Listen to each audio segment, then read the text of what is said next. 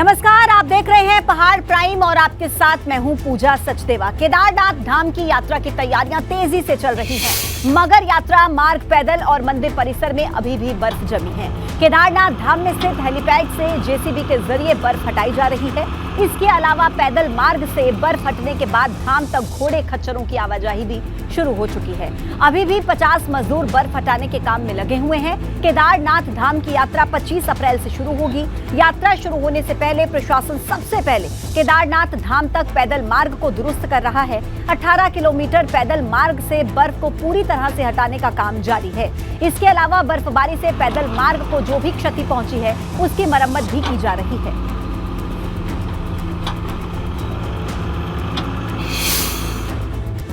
चमोली में प्रोफेसर भगवती प्रसाद पुरोहित से भोटिया समाज के लोग नाराज हैं। लोगों का आरोप है कि भगवती प्रसाद ने भोटिया समाज के खिलाफ आपत्तिजनक टिप्पणी की है। इसी को लेकर भोटिया समाज के लोगों ने आक्रोश रैली निकाली। इनकी मांग है कि भगवती प्रसाद पुरोहित के खिलाफ कार्रवाई होनी चाहिए। गुस्साए लोगों ने डीएम ऑफिस पहुंचकर प्रदर्शन भी किया।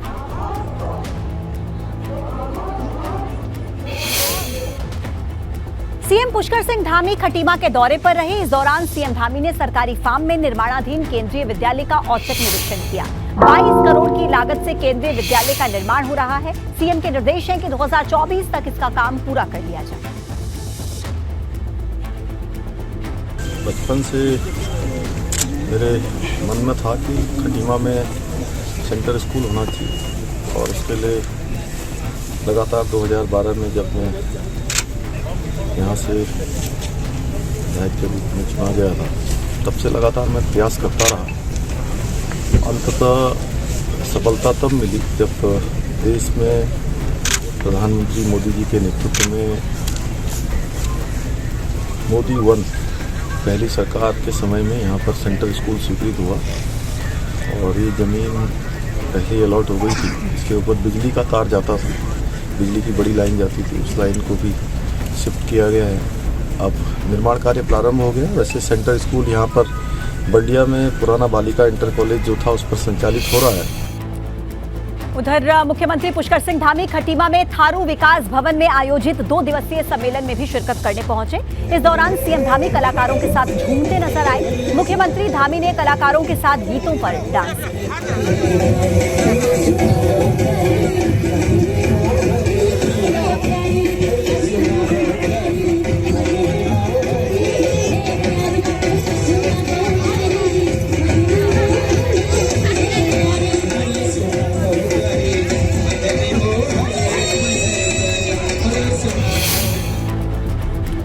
राज्य सूचना आयुक्त योगेश भट्ट अचानक से नगर निगम देहरादून निरीक्षण करने पहुंचे। दरअसल नगर निगम में सूचना के अधिकार से मांगी गई जानकारियां देर से देने और कई जानकारियों को लेकर लापरवाही की शिकायतें मिल रही थी। इसी को लेकर सूचना आयुक्त निरीक्षण करने पहुंच गए। निरीक्षण में नगर निगम की खामियां देखने को मिली, जहां पर रिकॉर्ड रूम में हाल ही में फाइल चोरी पर भी सूचना आयुक्त ने नाराजगी जाहिर की। सूचना के अधिकार के मैनुअल न मिलने पर भी अधिकारियों को फटकार लगाकर 5 महीने में इसको मेंटेन करने के निर्देश भी दिए।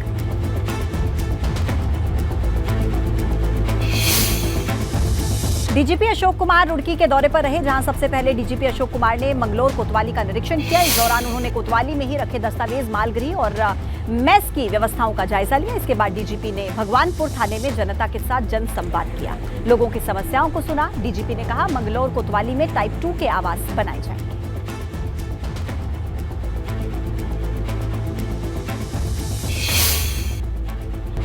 बड़ी खबर, चंपावत दौरे पर पहुंचे मुख्यमंत्री पुष्कर सिंह धामी। बनबसा में होली मिलन कार्यक्रम में मुख्यमंत्री ने शिरकत की। पार्टी कार्यकर्ताओं ने सीएम का स्वागत किया। तो देखिए, बड़ी खबर इस वक्त के आप तक पहुंचा रहे हैं, तस्वीरें भी आपको दिखाएंगे। चंपावत दौरे पर मुख्यमंत्री पुष्कर सिंह धामी बनबसा में होली मिलन कार्यक्रम में पहुंचे और पार्टी कार्यकर्ताओं ने जमकर सीएम का स्वागत किया। तस्वीरें आपके सामने हैं। देखिए, कार्यकर्ता मुख्यमंत्री का स्वागत करते हुए नजर आ रहे हैं।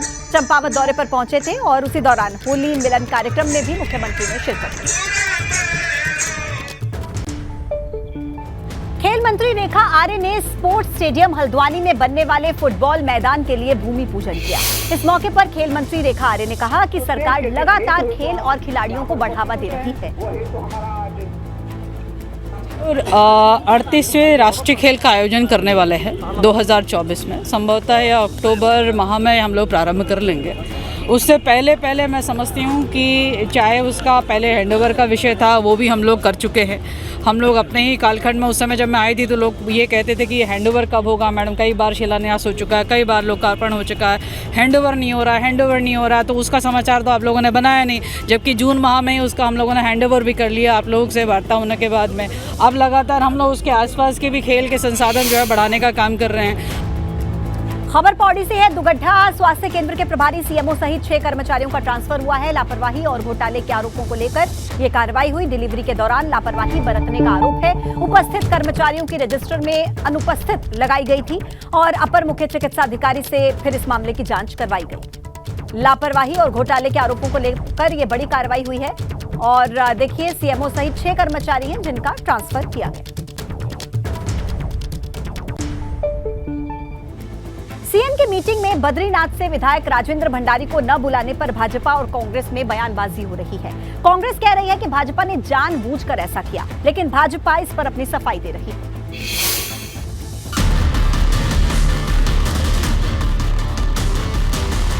सीएम पुष्कर सिंह धामी के साथ विधायकों की बैठक में न बुलाने पर विधायक राजेंद्र भंडारी नाराज हो गए हैं। राजेंद्र भंडारी का आरोप है कि उन्हें मीटिंग के लिए न्योता नहीं दिया गया। गढ़वाल संसदीय क्षेत्र की समीक्षा बैठक थी और पूरे विकास कार्यों की समीक्षा होनी थी। हमको ये लगता था कि हम गढ़वाल से अकेले विधायक हैं कांग्रेस से, तो हो सकता है हमको भी बुलाया जाएगा, किंतु नहीं बुलाया गया। अब ये तो बीजेपी की परिपाटी है, विपक्ष को साथ लेकर के नहीं चलती है। जब तक विपक्ष को साथ लेकर नहीं चलेंगे तब तक विकास कार्य कैसे हो पाएंगे। विकास कार्यों के लिए विपक्ष की सहमति भी जरूरी है, उनका साथ भी जरूरी है। और अक्सर मौके आते हैं जब बीजेपी विपक्ष को कुछ मानती नहीं, शून्य पर लेकर। दरअसल सीएम पुष्कर सिंह धामी ने अपने विधानसभा क्षेत्र के कामों का फीडबैक लेने के लिए मीटिंग रखी थी। इस मीटिंग में गढ़वाल क्षेत्र के कई विधायक पहुंचे थे, मगर कांग्रेस कह रही है कि बद्रीनाथ से विधायक राजेंद्र भंडारी को मीटिंग के लिए बुलाया ही नहीं गया। बुलाया ही नहीं गया था क्योंकि जब से जोशीमठ की घटना घटी है और कर्णप्रयाग में भी बहुगुणा नगर जो है टूटा है, तो उसको लेके मुखर हैं काफ़ी समय से राजेंद्र भंडारी जी, और वो बीजेपी के जो प्रदेश अध्यक्ष हैं उनसे जीत के आए हैं। तो निश्चित तौर पे इस तरीके की कार्रवाई की उम्मीद मैं मुख्यमंत्री और मंत्रिमंडल से नहीं कर रहा था। मुझे लगा था कि जब समीक्षा होगी लोकसभा सीट के सभी विधायकों को बुलाया गया, तो राजेंद्र भंडारी जी को भी बुलाया जाना चाहिए था। सीएम पुष्कर सिंह धामी ने शुक्रवार को कई विधानसभा सीटों के विधायकों के साथ समीक्षा बैठक की थी। इस दौरान मुख्यमंत्री ने विकास कामों की समीक्षा की, तो वहीं दूसरी तरफ अधिकारियों के पेंच भी कसे गए। जितने जनपदों की विधानसभाएं आती हैं उनके जिलाधिकारी और सभी अधिकारियों के साथ और शासन के सचिवों को भी मीटिंग में बुलाया गया था। तो काफ़ी महत्वपूर्ण बैठक थी और काफ़ी गंभीरता से मंथन हुआ है। तत्काल जो जन सामान्य की जो आवश्यकताएं हैं उनको गंभीरता से लेते हुए उनको करने के निर्देश दिए गए हैं कि यथाशीघ्र जो बहुत ही आवश्यक चीज़ें उनको पूरा किया जाए। और कार्य संस्कृति बदलने की भी बात कही गई है कि कार्य संस्कृति बदले और रिजल्ट ओरिएंटेड बने। सीएम धामी ने अधिकारियों को निर्देश दिए कि विधायकों की तरफ से जिन समस्याओं को रखा जा रहा है उन पर गंभीरता से काम किया जाए। साथ ही सीएम के निर्देश हैं कि विभागीय कामों को एक दूसरे पर थोपे जाने की बजाय उनके समाधान पर फोकस होना चाहिए। एबीपी गंगा के लिए देहरादून से पंकज राणा की रिपोर्ट।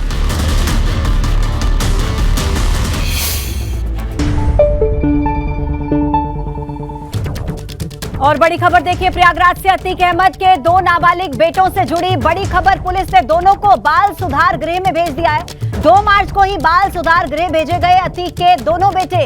नाबालिग बेटे एहजम और आबान को बाल सुधार गृह भेजा गया। ये बड़ी खबर इस वक्त की आप तक पहुंचा रहे हैं, जहां अतीक के 2 नाबालिग बेटों को बाल सुधार गृह भेजा गया और दोनों बेटों को ही 2 मार्च को भेज दिया गया था। ज्यादा जानकारी दे रहे हैं हमारे सहयोगी मोहम्मद मोइन।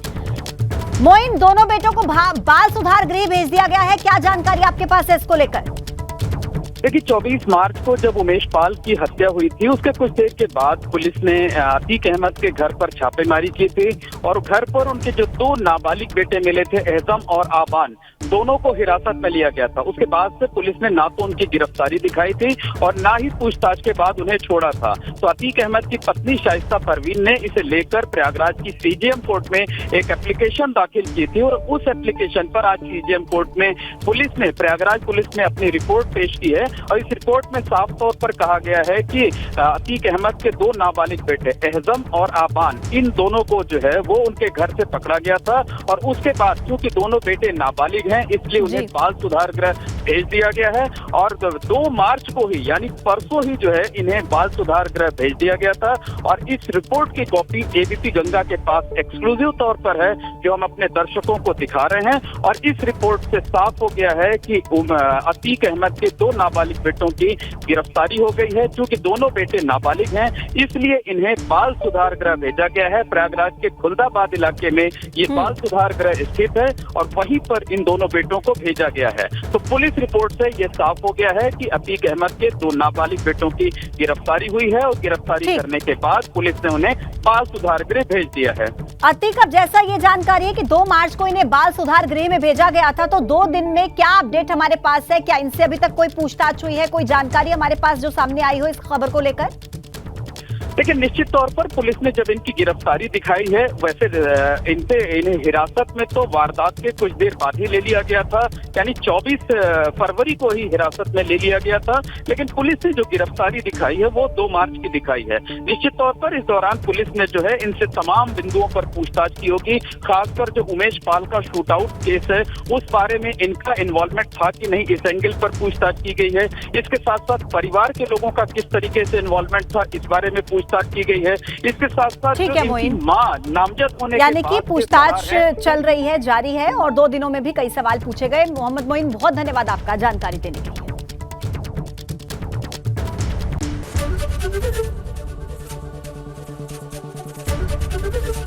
एबीपी गंगा, खबर आपकी, जुबान आपकी।